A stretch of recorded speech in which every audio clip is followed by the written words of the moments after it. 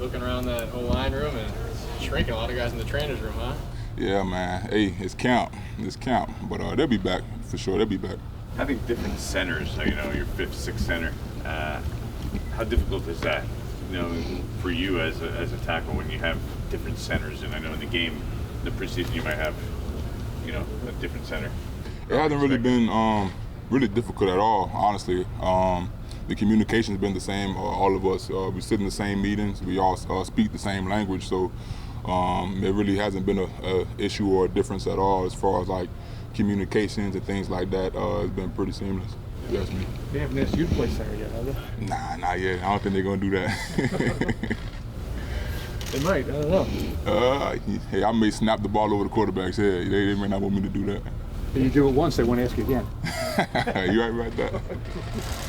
Evan, how much feedback do you give the coaches on what you're comfortable doing and not doing?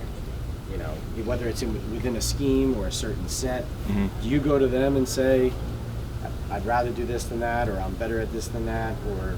No, I'm comfortable and confident that I'll be able to perform and execute anything that the coaches ask me to do in our scheme and on our offense. It's a similar scheme that I ran in college for sure. Just different verbiage and different terminology. So I don't really have those kinds of conversations with my coaches because everything they ask me to do are well within my capabilities. What have these last few weeks been like in regards to you had an opportunity to go play in a game, see what you kind of had to work on, and right. what did you come out of that thinking and concentrating on this week? Right, definitely a live game scenario, live game situation. It was definitely a great experience to have for sure. But I need to continue to work on the same things that I've been harping on with myself and the things that the coaches have been emphasizing as well.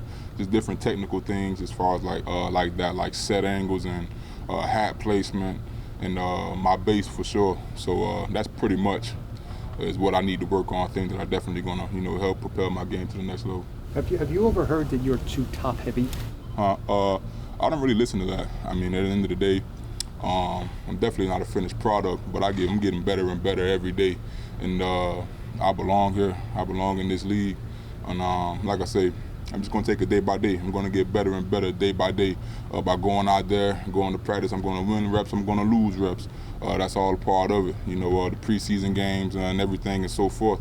It's just extra experience that I'm going to get under my belt, and I'm going to learn from all those mistakes and learn from the things I need to get better at. Did you hear that? Did you hear that some internet, there's some analysis of that you're too top heavy as a player? I really don't take the time to focus on what goes on in the internet. I mean, it's the internet. Everybody has their opinion. I like to listen to the opinions that matter for sure. Michael Irvin actually was talking about you. He said, he worked out with you, spent some time with you, kind of raved about your work ethic. What was that like, and what did you take from talking to him? Yeah, it was really cool, man. Michael Irvin, he's one of the greatest of all time for a reason, for sure. I trained with him this off season. Very, very strenuous workout, and I catch dang near 60 years old, and he's in there. You see the fire in his eyes, like he, has to still play. So it's a reason, why he has a gold jacket, and it's a reason, why he is as great as he is, for sure. So there's definitely no mistake about that. Just to be able to be around a guy like that, and just pick his brain and just listen and just learn from him is definitely a blessing. How do you like the? Oh, sorry. Do you talk trash to you about the Cowboys, though? I mean, not so much. You came here? Not so much for sure. Not really. Nah. That doesn't sound like him, though. Nah. I mean, like I said, he didn't really talk too much trash. I know he gave me advice, but it was kind of like, he gave it to me because he wanted to give me the advice, but also he was like, you got to play my Cowboys. So it was that was kind of the extent of that. That was a pretty good impression of him. Yeah. How did you like that bubble screen play when you end up getting down the field like that? How do you like that as a tackle and as a lineman? I really like it, to be able to go out there, get in space, and showcase my athleticism for sure. And we had a successful play on it. So I definitely get excited whenever Kafka calls plays like that. You see a different look in the safety's eyes when that happens? Yeah, a lot of guys, really don't want to take me on. A lot of smaller guys, I should say, for sure. A lot of them, try to get out the way or things like that. But hey, I'm just trying to execute my job. Slayton said it was like getting behind a fire engine in the lane. Hey, that's probably what it was like for him, for sure. That's good. Take two more if there are any.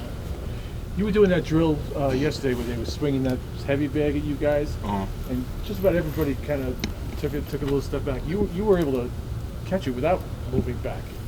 Yeah, I'm a large human. I have a lot of mass, you know. So yeah, the bag wasn't that heavy either, you know. So I was just pretty much able to absorb it. I mean, I know I probably weighed more than the bag, so.